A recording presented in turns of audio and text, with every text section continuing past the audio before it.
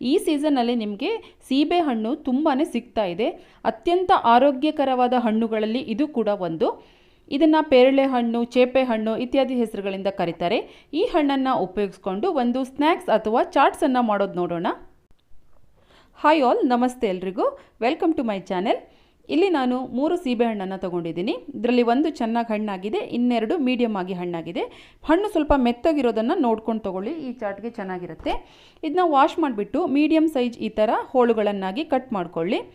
Next ಇದಕ್ಕೆ ಈ chat ಮಾಡೋಕ್ಕೆ ಬೇಕಾದ ಒಂದು ಮಸಾಲಾನ ರೆಡಿ ಮಾಡ್ಕೊಳ್ಳೋಣ.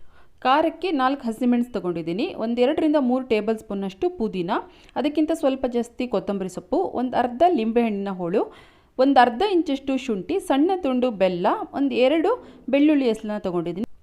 ಇದೆಲ್ಲನ ಮಿಕ್ಸಿ ಜಾರ್ಗೆ ಸೇರಿಸ್ಬಿಟ್ಟು ಲಿಂಬೆ ರಸವನ್ನು ಕೂಡ ಹಿಂಡ್ಕೊಂಡು ಸ್ವಲ್ಪ ರುಚಿಗೆ ತಕ್ಕಷ್ಟು ಉಪ್ಪನ್ನು ಕೂಡ ಸೇರಿಸ್ತಾ ಇದ್ದೀನಿ ರುಬ್ಬುವಾಗಲೇ, ಅಥವಾ ನೀವು ಈ ಮಸಾಲಾನ ಪೇರಳೆ ಹಣ್ಣಿನ ಜೊತೆ ಸೇರಿಸುವಾಗಲೂ ಕೂಡ ಹಾಕ್ಕೋಬೋದು. ಇದನ್ನು ನೀರನ್ನು ಹಾಕದೆ ರುಬ್ಕೋಬೇಕು, ನುಣ್ಣಗೆ ಪೇಸ್ಟ್ ಕೂಡ ಮಾಡ್ಕೋಬಾರ್ದು. ಈ ಥರ ಸ್ವಲ್ಪ ತರಿತರಿಯಾಗಿದ್ದರೆ ಸಾಕಾಗುತ್ತೆ. ನೆಕ್ಸ್ಟ್ ಈ ಪೇಸ್ಟನ್ನು ಸೀಬೆ ಹಣ್ಣಿಗೆ ಸೇರಿಸ್ಬಿಟ್ಟು 1 ಸ್ಪೂನ್ ತೊಗೊಂಡು ಚೆನ್ನಾಗಿ ಮಿಕ್ಸ್ ಮಾಡಬೇಕು.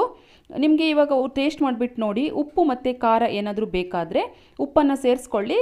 ಹಾಗೆ ಎಕ್ಸ್ಟ್ರಾ ಸ್ಪೈಸಿ ಬೇಕನ್ಸಿದ್ರೆ ನಿಮಗೆ ಸ್ವಲ್ಪ ಚಿಲ್ಲಿ ಪೌಡ್ರನ್ನು ಸೇರಿಸ್ಕೋಬೋದು. ನೋಡಿದ್ರಲ್ವಾ, ಇಷ್ಟೇ ಸುಲಭ ಈ ಸೀಬೆ ಹಣ್ಣಿನ ಚಾಟ್ ಮಾಡ್ಕೊಳ್ಳೋದು.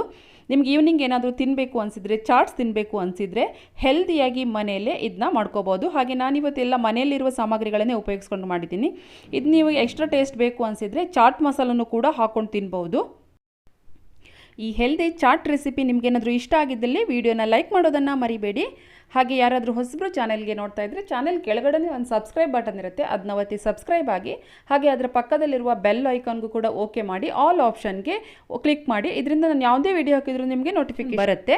ಸಿಗ್ತೀನಿ ನೆಕ್ಸ್ಟ್ ವಿಡಿಯೋದಲ್ಲಿ. Thank you.